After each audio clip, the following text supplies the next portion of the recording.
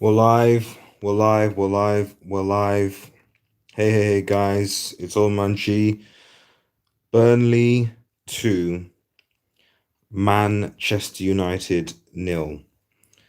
Um, I actually delayed coming on because I was very frustrated. Very angry. Very annoyed. But to be honest, now I'm reflecting on it. Why should I be? Why should I be? I was going to title this actually. I was going to title this Useless Players, Useless Manager, and Useless Sport. That's why I was going to title this video. But this is simply put, get out. And that's to everybody, to be honest, because um, after watching the Liverpool display last week, even though we lost the game, I could see the fight, I could see the desire. That is not what I could see in this team at all. I couldn't see it. I couldn't see it at all. The reality is that I predicted a 2-0 to United, and I was right, except the wrong team. Manchester United were poor. They were very bad. And we've seen these performances all last season. All of this season, sorry. The end of last season and then this season as well. Sorry, just let me know if you can hear me, guys. If you can hear me, if the video, the camera's okay. Sorry. Um, to make sure there's not any issues. Sorry, I'm just get the camera again. Anyway, bad, bad, very bad, and Ollie will not pass his ARCP this year. I don't know whether I even will, Don Ragnar, but shout out to you. Please like the vid, like the vid. For those of you watching, um, you know, I, where do you even begin? Where do you even begin with such a terrible performance? Where do you begin? The only probably standout player was Wan-Bissaka. Wan-Bissaka was our most attacking threat the entire game. And yet, and he's the one that's best known for tackling. Wan-Bissaka. Him. He's the one that's known for tackling. And we couldn't create Martial. To be fair, like he tried, but there was no space, there was no runners, there was no creativity, there was nothing. We had quite a few chances in the first half, couldn't bury them, and we got punished. Ultimately by and okay, and if we're gonna start ripping into the players, first point in call goes to the captain Harry Maguire. Okay, someone has to explain to me why, how, and we're gonna go and talk about United's um banal or recruitment policy, the scouts, all the rest of it. Because yesterday, Martinelli, I saw watch Arsenal Chelsea game. I didn't even know that Martinelli was on trial at Manchester United. United, they weren't interested.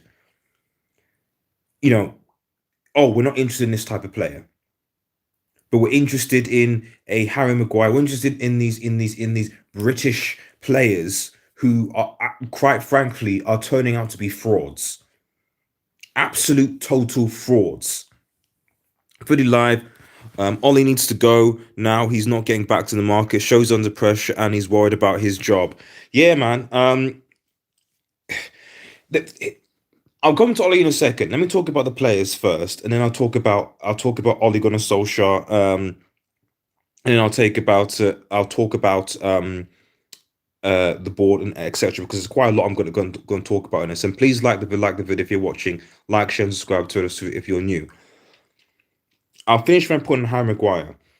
We spent 80 million on Harry Maguire when, frankly, we didn't actually need centre backs.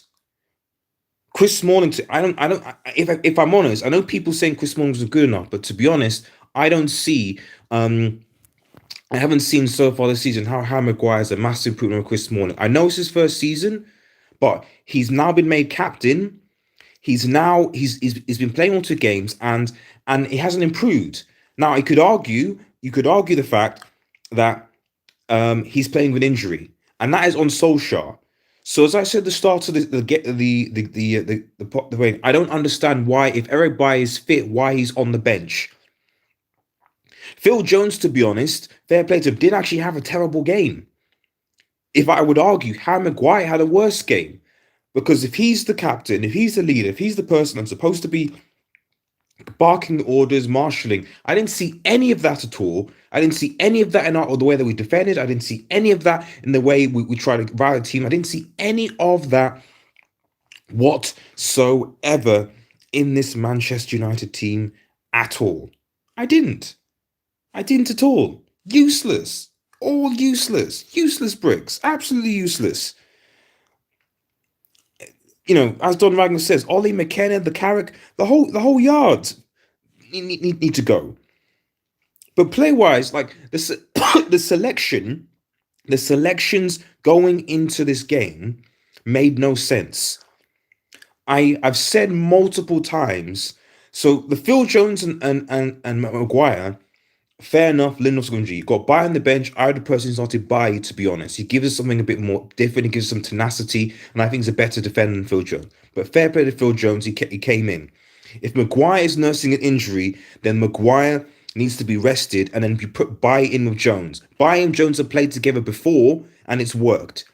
Because frankly, Maguire, what's frustrating about Harry Maguire right now is not so much, it's not his fault.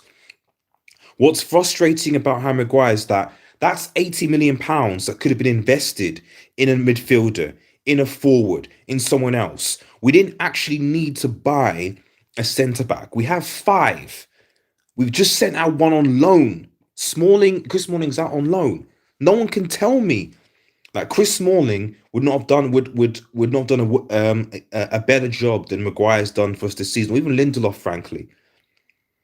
Frankly, Lindelof and Smalling last season were a better partnership than Maguire has been with any defender this season. Any defender.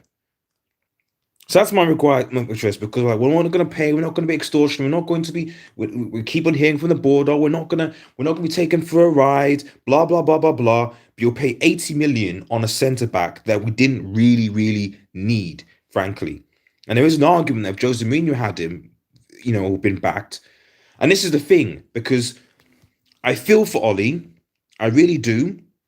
When you look at the goals, poor defensive position, just long ball, typical Burnley. It's not. I didn't expect anything else. Burnley played how I expect them to play, and this is what comes under, because people keep on saying, and I see this on Twitter a lot. I see this. It's not Ollie's fault. Give Ollie time. It's the board. Nothing's going to change. Blah blah blah blah blah. No. Okay, there is an element of truth to that, yes, and I'll come to the board and Edward Wood in a second. But, okay, and here's the key thing. As a manager, as a coaching staff, you need to improve your players. Okay, you need to be able to improve the players that you have at your disposal. And 2, you need to, sorry, that's my phone going off. You need to learn from your mistakes. Okay, it took us the 4th time of asking for us to beat Wolves. Even though Wolves played the same against him, nothing changed, and it took us on 4 attempts, then we finally beat Wolves in an FA Cup, and to be honest, they probably wanted out of it anyway, because they want to focus on Europa League and the league position. Burnley did not play any different than they did against us last time, or against any other team. Defend deep, men behind the ball, long ball up, that's it. So when you have a free kick going in, and this is another thing when we're coaching, when people saying Ollie in, Ollie out. Sergio, nice Manchester accent you have there. What is that, a sort of like, only people from Manchester can support Manchester United? That's not. I mean, maybe that's 80s, 90s speak, but that's not how football clubs work now. Football clubs are global franchises. They're not just Real Madrid fans in Spain, they're Real Madrid fans in this country, and so on. So, yes, I don't have a Manchester accent. And what? Doesn't mean that I don't care, I don't support the club. But if you want to go and give money to the Glazers, by all means. If you want to go and support the current regime, by all means, okay?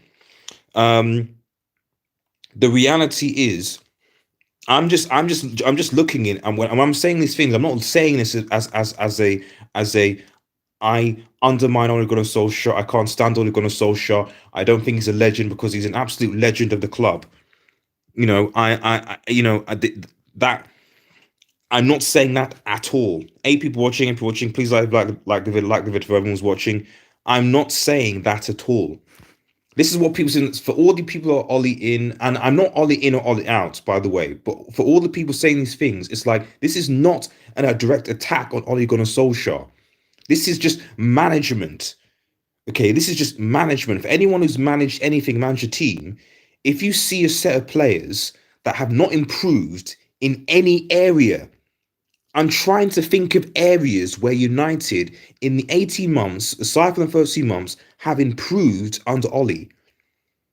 Our defending hasn't gotten better, even though we spent 80 million on a centre back. Our set piece delivery has not gotten better. We're terrible at taking corners, terrible at taking free kicks. Our defending from set pieces hasn't gotten any better. We conceded a goal against Liverpool from a set piece only a few days ago. So a manager, a good coach, would think, right, we need to practice that. We need to make sure better communication, maybe scrap zonal parking. I don't know what. Let's do that, and then we'll go again. A few games later, we concede from a set piece. So it's not merely the manner that you look at Arsenal fans yesterday. Okay, Rasmus says, shout out to you, man, shout out to everyone who's watching. Twitter live, anyone. Like the video if you can, and share to REDEVILSTUDIO. You look at Arsenal. I watched the Arsenal Chelsea game. You saw the fight there. They were down to 10 players to about 80, 70 sort of minutes. And yet it looked like they were with 11 men. The fight, the way they're playing, the pressure, everything. So even though they got a point, all your Arsenal fans, they couldn't complain. They were like, you know what? This is great. This is fine. This is good. This is good. This is good.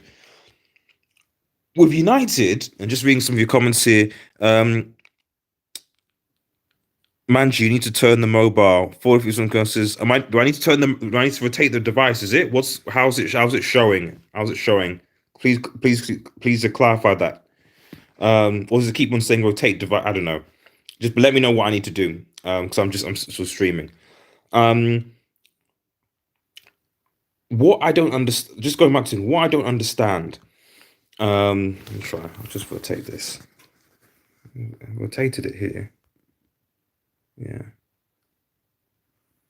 Okay, that should work. Anyway, moving on. There's no improvement. There's no improvement at all. So this is the thing, and again, when you're playing players, when I saw Pereira on that team sheet, I was like, I don't understand again.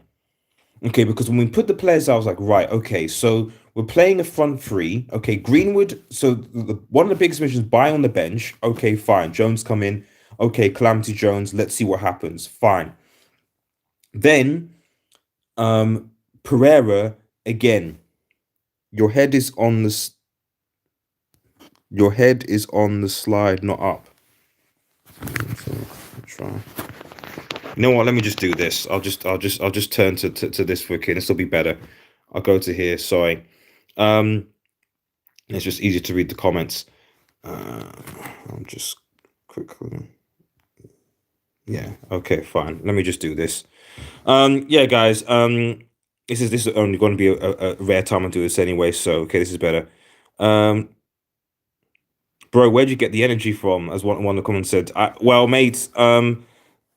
To be honest, I'm not even sure. Let's put that. Yeah, Korea, bro, where do you get this energy? United's just trash. Crafty, we keep sacrificing our time just to be heartbroken. It's true, man. It's true. It's true.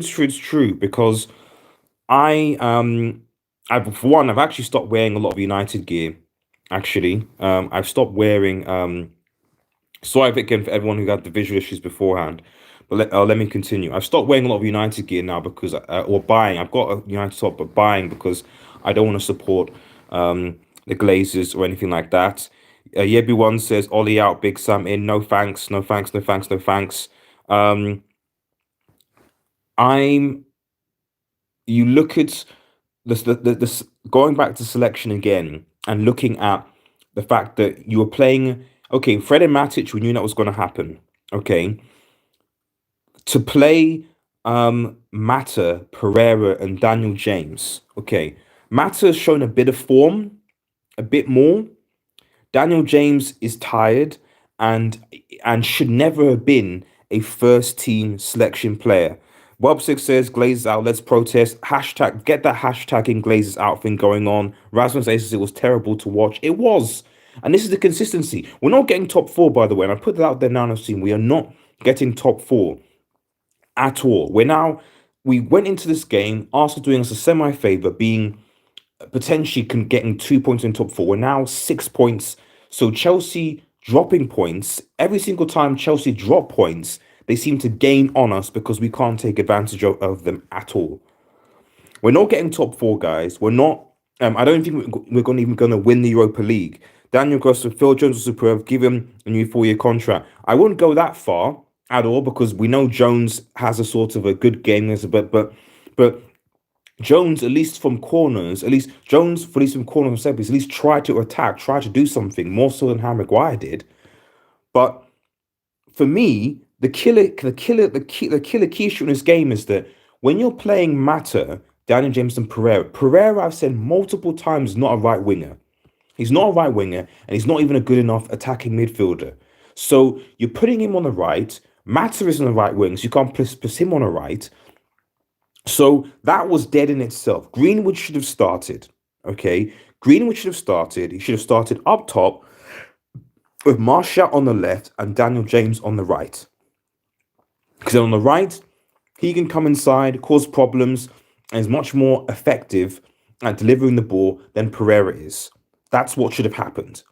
Instead, Ollie, and we played this before. We played this, I think, against Newcastle. If anyone remembers, we played this exact similar team against Newcastle away, and we lost. And let me remind people, and these are the people who are don't attack Ollie, etc. We've been losing to teams like Newcastle, to Bournemouth, to West Ham, to Watford. The amount of teams that we've lost to. Kaiser says hello, shout out to you, mate. We have lost to so many teams that were in the bottom three, bottom six, and almost rejuvenated their season. We have effectively made Burnley safe now. We've made them safe. We've said, right, okay, guys, you guys can chill. We'll just give you the points. We're the Robin Hood of the Premier League, where we just give points to bottom teams. The only difference now is that in the last 4 games, we've lost 3 out of the 4. We've lost to Arsenal away, we lost to Liverpool away, we beat Norwich, and we lost to Burnley at home. And yes, I'm happy that Ole Gunnar Solskjaer made a change in after half time, bringing Mason Greenwood on eventually. But it was too little, too late. Kaiser C says the whole club needs to reset. To be honest, Don Mag Ollie was installed as a human shield to misdirect the fans so that the Glazers could continue with their own financial objectives. That's the only thing that 12 people watching like the vid. That's the only thing that I can think of when we're talking. But when we're talking, the thing is, and this is definitely Glazers out, definitely hashtag out. We definitely don't know this. But let's be real. The realistic achievement of getting that is slim. Okay, but decent management, good tactics is something that is relatively achievable. Okay, we must remember that it was Ole Gunnar Solskjaer who decided to let, for all the stick that Lukaku got last season, Lukaku was scoring against these teams. He was scoring against Burnley. He was scoring against Southampton. He was scoring against the B-Tech teams. Okay, so he was scoring against them. Now we can't score against these teams. And it was Ole Gunnar Solskjaer as manager who said, right, Fellaini can go, who was also scoring against these teams. Lukaku can go. Herrera, we don't renew his contract. These players can all go because I'm perfectly happy with the squad that I have. And he keeps on coming out saying he's perfectly happy with the squad he has. Presumably because he wants the Manchester United job. I don't know. And it's going to be telling based on whether he gets backed in this January. Because the only thing I would say is if the Glazers and Ed Woodward are like, we don't want to back him, give him players because we're potentially going to sack him in the end of May, then the way I see it is that like you just come out and say that. Come out and say that because then don't waste myself and other Manchester United fans' time watching these games, watching these players. Because effectively what you're saying is we're gonna sack the manager soon. He doesn't care. The players aren't gonna be interested. They're not gonna fight. They know a new bench is gonna come in. So we might as well just write off the rest of the season. There's no real point really in expecting anything from this Manchester United side. And there isn't really to expect anything from Manchester United side. I guess I don't expect this team to get top four at all. I don't expect us to win the Europa League. I don't expect to win us a cup, at all. Red Devil Weekly, I think this may be the worst United team I have seen. Don't like absolutely, even though he probably not changed the overall picture, even a banter club manager, like this is what I can in saying is like there are a lot of people that say this is the worst team I've ever seen. This is the worst team I've seen. Well, this is the worst team I've ever seen. How come this worst team was able to beat Manchester City? How come this worst team last season was able to go away to PSG and win? How come this worst team was able to beat Chelsea, to beat Spurs, to even nick a point against Liverpool, the only team that's this worst team. So there's got to be something in this team that can bring good results, but for some reason, we haven't been able to do it against the team, and we haven't been able to. And this is what it's tactical. It's tactical. It's tactical. Burnley did not play.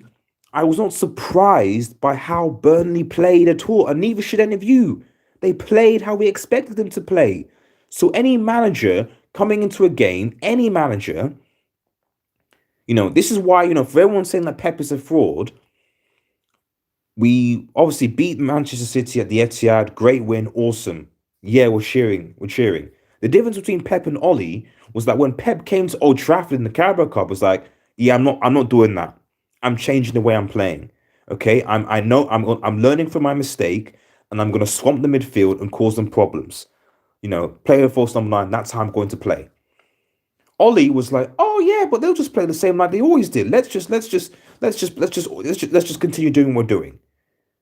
A good manager, decent managers, at least learn from their mistakes and try and correct them. I do not see that in Ollie and the coaching staff whatsoever. The second goal, frankly, it was there's two things. Firstly, Wan-Bissaka's been really, really good. And what happened in the second half, I noticed that he was getting doubled up upon all the time. He was trying to go up, but the problem with Wan-Bissaka going up all the time, No Sung Young said, come on, how can we forget where we were when Ollie come back? This team doesn't have depth. This team is the youngest team in the Prem. It's not tactical, etc. I respect everyone to have their opinion, and I do, but I still think it's tactical. I still think it's tactical, because this is not just one game here. This is several games. Okay, yes, it's the youngest. It's one of the youngest. How old do you think that Trent Alexander-Arnold is, or Andy Robertson when he came in, or even Liverpool's under 23s that bantered Everton in the FA Cup? How young were those? How young do you think Gabriel Martinelli is? By the way, Martinelli, who we and this I'll come on to this later about our scouting system. In the United shout out, I said one time we have good say we have crap. We are not a good team. We have crap players. It's young team. Yeah, I know it's the youngest team in the Prem, but when I'm talking about players, look at Gabriel Martinelli, 18-year-old. Look at the composure he had in front of goal to score that goal. Arsenal were down to 10 men at Stamford Bridge. They had no right to get a point from that game. Yet you had, I think, Saka, Martinelli. Those guys are young players, and a few others that were scattered around. And yet but the way that they played, the tactics that were employed, the composure, they were able to do what they were able to do. It's getting repetitive now. Like this is it's.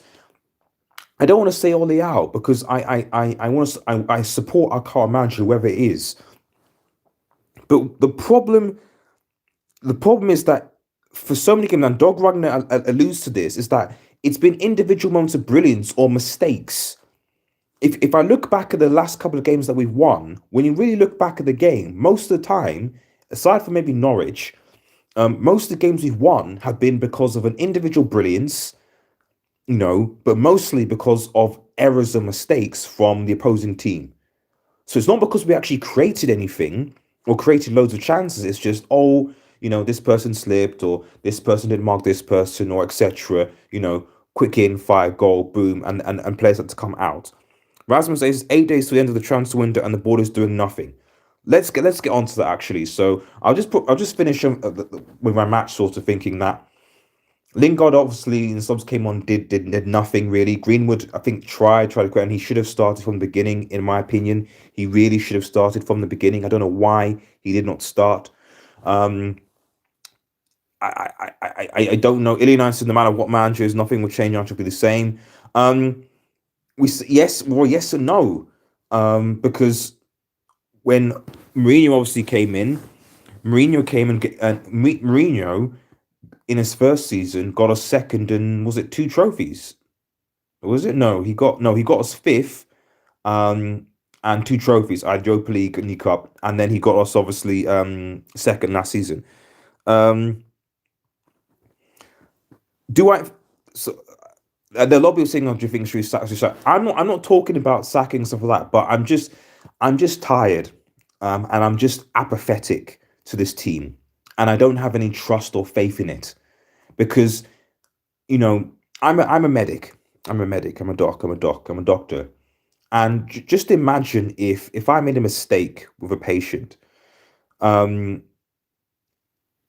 if I didn't, and that happens sometimes in with other doctors, not me.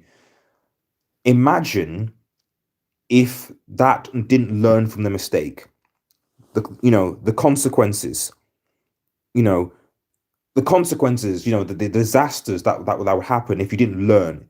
Whereas if you learn from it, you know that you're not going to make that mistake again, and you actually end up saving more lives than you did when even if the mistake had not happened. So I have no issue with young players being young, us making mistakes or anything like that. My issue is that as a team, as a squad, you have to learn from them. And from this entire season so far, I have not seen that at all. I've not seen the board learn. I've not seen our players learn. I've not seen Ollie learn at all. I just seen the same things, and then maybe I haven't watched the press conference because post match conference I didn't want to watch it because I don't know because I know Ollie's going to take some sort of positive spin like, oh yes, if we'd only taken our chances in the first half, it would have been a different game. Well, yeah, of course it would have been a different game, but it wasn't. Second goal by Rodriguez was a good goal and fair play. I think Maguire again has to get close. So I think Maguire gets a 2 if we're doing rating. We might do ratings towards the end of this, but Maguire, he needs to get close, and De Gea needs to at least try and save that. If I'm honest, personally, I think De Gea has been having mares, and I think Romero should be getting starts. If that's my personal opinion. This United is making me depressed. I wish I could someone with interest in football, but I don't see it happening. The way I see it, my advice to any United fan just watching this is that and it's simple, is that don't trust this team. Don't trust this team. Don't trust this coaching staff. Don't trust this board.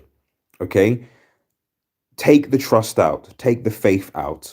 I know that sounds harsh, but if you take that out, if you take the trust, if you take the faith out of all the systems in charge and just watch the game, okay, then you might enjoy the rest of the season. Okay, not expecting anything, not expecting to deliver. Just watch a game as if you were just watching it as if like any other game. Okay, don't put any more stock or faith in the current playing squad, in the current management, and the current ownership. It will make you feel better. Strive, who's going to replace Ollie? Smalling over Maguire, agree. Don Wagner, who do I think is going to replace Ollie? Or ask me your questions, by the way, in comments. Well, hopefully this will be quite a long live stream because I've got a lot to talk about here. Who should replace Ollie? Pochettino. Pochettino's there. Pochettino's available. I think that's probably who is going to replace Oli. It probably is going to be Pochettino. There's Luis Enrique, who I've always thought is a good shout. Um, there are options. Even the Ajax manager, So I want. Fully Live says Pochettino to place. I would like Pochettino. Let's get on just to talk on onto the hierarchy structure for a second, and I think this is where everyone wants me to talk because they want to focus on Ollie. Ollie is and the players to blame for this game. However, we are in the midst of a massive injury crisis. We have lost Pogba, we lost McTominay, we lost a few of our defenders at the beginning of the season. We lost our main goal threat in Marcus Rashford now up until the end of the season. By then, I think top four is probably going to be done anyway. And we've obviously let likes of Lukaku, we let Ashley Young, we let Fellaini and Herrera go, and we didn't replace them. We're actually in this January transfer window, we're in a negative deficit because we let Young go and Marcus Rashford is injured. So we're actually in a negative. We haven't brought anyone in, but we've let one player go and Marcus Rashford is injured. Don Ragnar, Cameron manager, Poch, Tehang, Nagelsmann, Conte.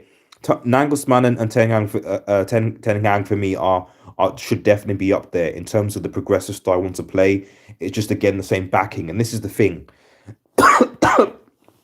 What I will not fault Ollie for, or the players, is the ineptitude of Ed Woodward and the Glazers in realizing that they need to bring in players. They need to bring in players. Nilson Nunkel says the Poch had Ericsson, Kane, and Son, Spurs, and couldn't do much. He got them to a Champions League semi-final, didn't he? And he got them into top four persistently. He got them. He took Pochettino took Spurs from a mid-table team. Let's be frank, to recurrent top four competitors and to a Champions League final. Yes, he didn't win a trophy, but to be honest, those things I've just mentioned are not even in the sight of Manchester United right now. Being top four regulars, getting to a Champions League final, that's just we're just not that. But with those players, with Son and Eriksen and Kane, yes, of course, but much like our board, in a way, Pochettino was not backed. Daniel Levy didn't spend much money. Okay, and then Dembele here, one player that, but he never got an overhaul with his squad. He never got increased funds or depth at all. It was literally just with what he was given, and he made. And bear in mind, he made those players good. Okay, those players, Kane, Ali, Son, they were meant to be better players under Pochettino. For over the last 10 years, I cannot think of a single manager that has improved the Manchester United players. How are we doing anything to the United bunch? I'm not sure. But I certainly know that I think he would improve the players that we know have got potential. I think that Pochettino could improve Wan-Bissaka. I think he could improve Fred. I think he probably could improve Martial and Rashford from a coaching point of view. I don't think he can improve some of the like the Pereiras and Lingards, but I think he could improve the players who we know have got potential at the squad. That's what I think anyway. But this hierarchy, this loser brick banter hierarchy called the Glazers, called Ed Woodward, that cannot see that we need reinforcements. We needed in this January transfer window. We needed to sign at least two midfielders and a forward minimum. That's what we needed to do. We needed to sign at least two midfielders and a forward minimum. For some reason, we can't seem to do more than a deal at a time. Solskjaer wanted Haaland. Didn't get him because, image rights, blah, blah.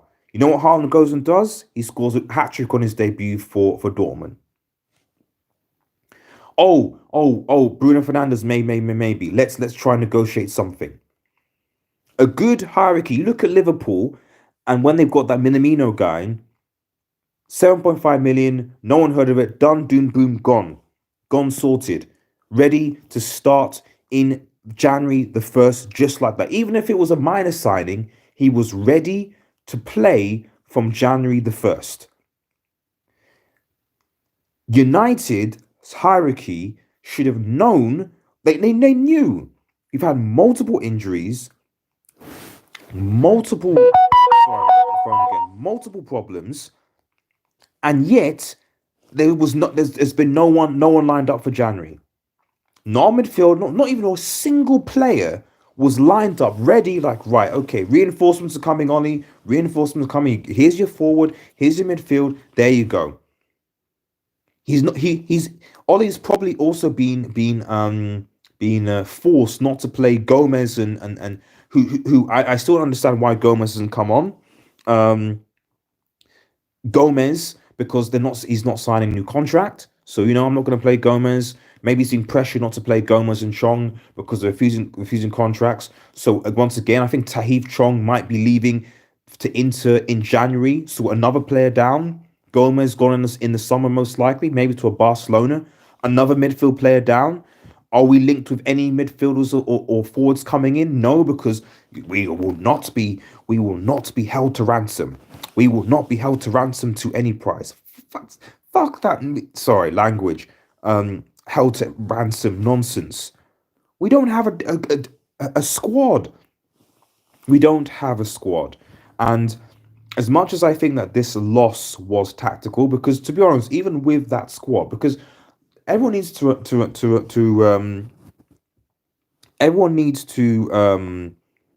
remember.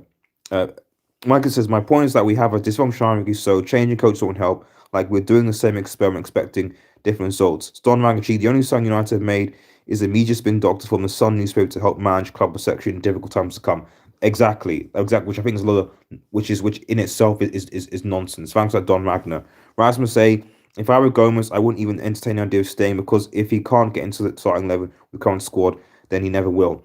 Well, like I said when I posted the Ashley Young to Inter Milan videos and checked them out on those channels, Ashley Young was club captain. Okay, for your club captain to say, right, I'm out, I want to join Inter Milan halfway through a season, speaks volumes about the club and what's going on at the club. It does. For your club captain, even though he's not necessarily playing, but for your club captain to say, I'm not going to play any more football for Manchester United, I refuse to be involved, I'm going to force him to go to Inter Milan. What does that say about the what does it say about Manchester United as a football club right now? What does that say? What does that say? It's a joke. It's an absolute joke. And like I said, while I do think that this was a tactical game, because I thought even with the players we have, we should still be able to beat Burnley. And at the end of the day, these United players are some of the most expensive paid players. I think Phil Jones is on 150k a week. Do you guys know how much Sadio Mane is on? Sadio Mane is on, I think, somewhere between 70 to 80k a week. Philip Jones gets more money than Sadio Mane, and probably more money than Salah and Firmino as well. Definitely more money than Kevin De Bruyne. Philip Jones. And he's not even playing. And I'm not even talking about Jesse Lingard, who I think they're waiting to announce a contract for, who's probably going to be on 200k a week. The amount of money that our players are on is, we can't sign players, and then when we sign them on ridiculous wages, and then when we try and move them on, and that's the problem here, is that when you try and move these players on, Razan said the worst part of the young transfers that we remember situations is the racism in Italy. It's like, so he would rather go and play there than yeah, that's a fair point. What was I saying? About it was just some rant about the Glazing Edward most likely. Or about what we were funding. I can't remember. But anyway, my point, I think, overall is just that while I do think that this game was lost, that this was a tactical issue, and we still have enough. And about ridiculous wages. Thank you, remind me. Yes, we should still have enough to be able to. There's no point in in saying, right, we're going to give this player 155. There should be some worth in football. Okay, and if we're going to be if we're going to be doing so, one thing I would say is, okay, if you're going to do this rebuild, if you're going to do this rebuild, then the first thing about rebuilding is reformatting this wage structure so that when we sign players, we don't pay players ridiculous amounts of money unless they deserve it, unless they earn it, and so that and we sign players so we can have them we have um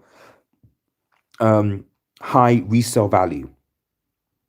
Because one of the big problems is that with a lot of our players, because we pay them high wages, if we were to sell them, people say sell Phil Jones, and it's like, well, how can you sell Phil Jones when he's on 150k a week? Who's going to pay 150k a week for that type of player?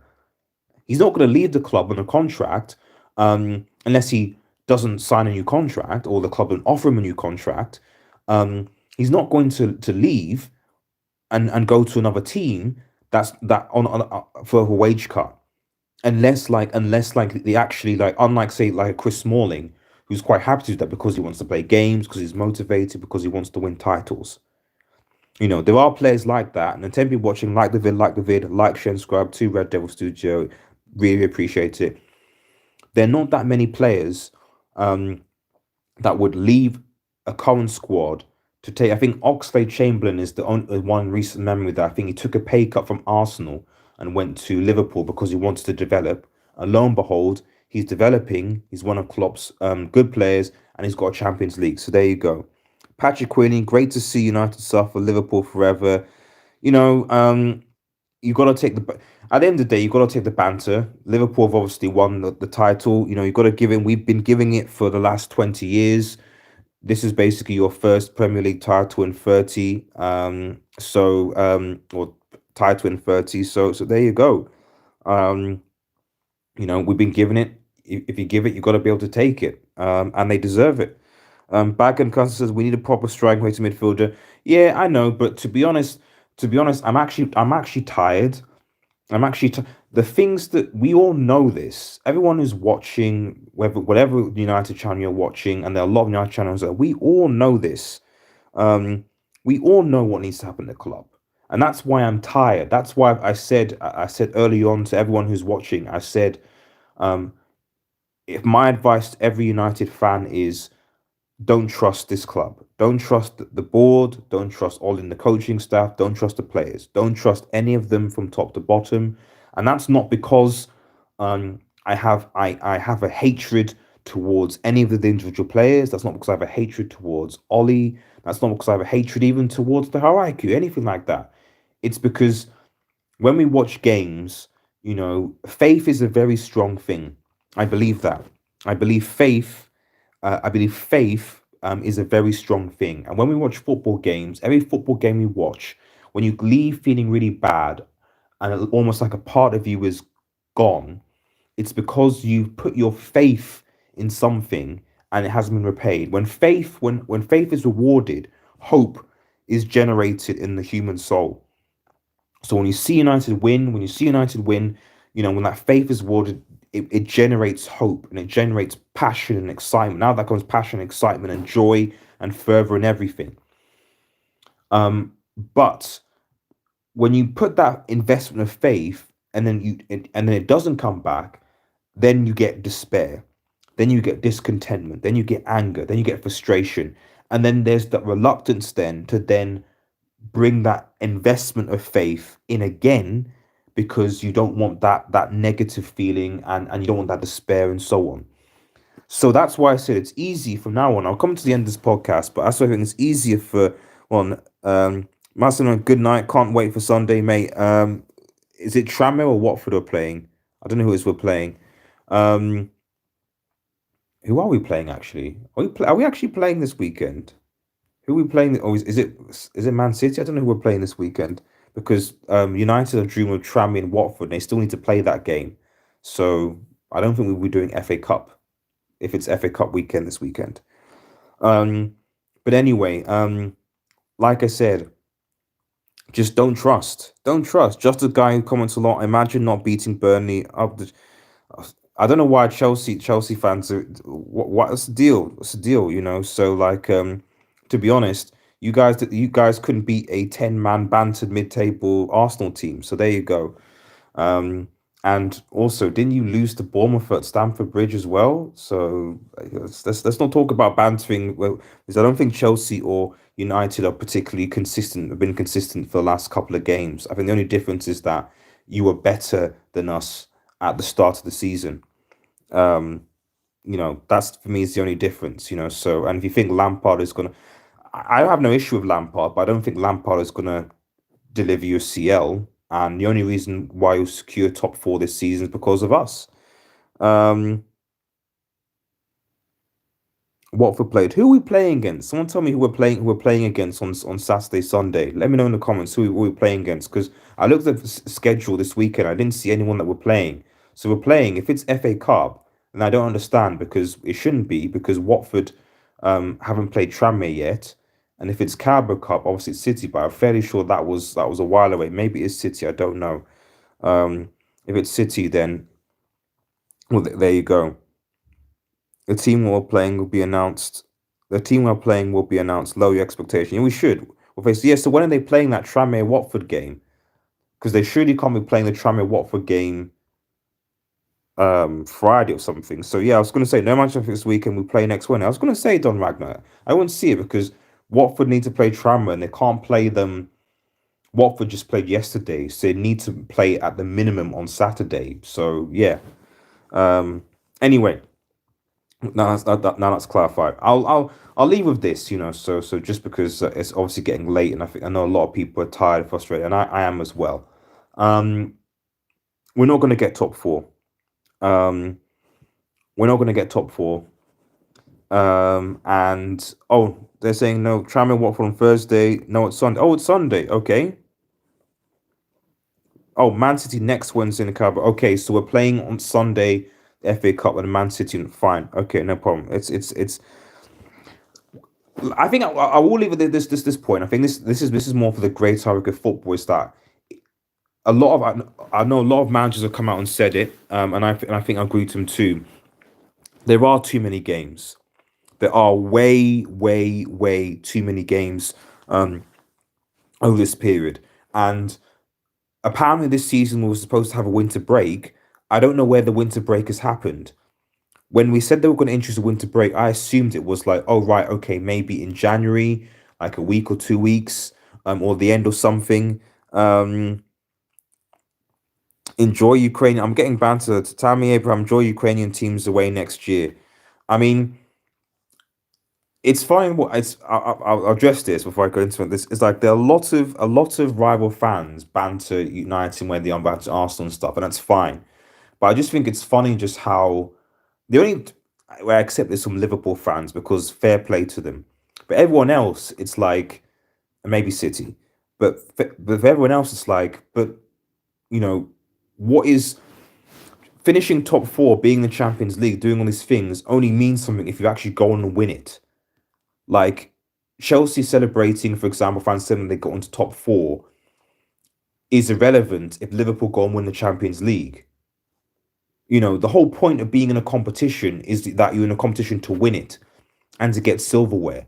And I think one of the things that fans have been sold on, especially Arsenal fans, United fans, and just fans, but Arsenal fans certainly early on, was the idea that top four was a trophy. I've always said top four is not a trophy. Top four is a building block. It's you get it so that you can attract players, so that you can then compete for trophies. That's the point of top four because then you've got Champions League football, which will draw more players in. You know, we're winning the CL next year. Okay, well, you're not, but okay. Um, but yeah, long story short of it, top four isn't a trophy, and I think clubs that think it is, and fans think it is, we need to wake up.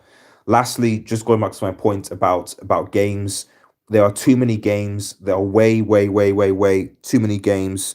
Um, Way too many games, and I don't know why they have not introduced a winter break because we have lost so many injuries. Um, so many injuries during this period, which we wouldn't have done if at least, just imagine for a second if just before we played, I think Watford, before Pogba decided to come back, we just had a 2 week break. That where Rashford could have been rested, Maguire, all these players could have rested, that didn't inevitably get injuries. And we potentially could have had a potent side coming forward. Instead, we constantly play. I don't see where the rest period is. There's not. It's wrong. It's bad. It's the player welfare. And I'm not just talking about Manchester United here. You look at Harry Kane at Spurs, even Bournemouth with their injured players out, Arsenal, City and so on. The amount of players that were out, you know, it's just ridiculous. And they need to change that. They really need to change that. Winter period will be in February. Like, what's the point of the winter period being in February? What's the point? And from what I read, it's staggered. It's like a staggered sort of thing where like it's not even a proper like have a week, have 2 weeks off, everyone rest, and then come back a mid-season break. Simple. Don't just add more stupid competitions. Anyway, I don't know. I don't want to go into rants, but I'm just sort of saying that's the only factor I can see that's outside of Manchester United's control. Is that, to be honest, if we played less games, we would have had a squad. Good night, good night, mate. Good night. Listen, thanks for joining the squad. I really appreciate it. So yeah, guys. I mean, this is old man G, out as it were. Thanks to everyone for watching, getting involved in this makeshift. Let me know if you guys like this format. I'll be doing trying to do a lot more video reviews. Certainly for my match previews. Maybe the post-match rankings will be back to what they usually are. But thanks again for everyone watching. Like I said, don't trust. And unfortunately, I know this is going to sound bad, but it could get a lot worse. Thanks everyone watching. Leave a like on the vid, subscribe to this channel, share. Have a nice evening, guys, and cheers.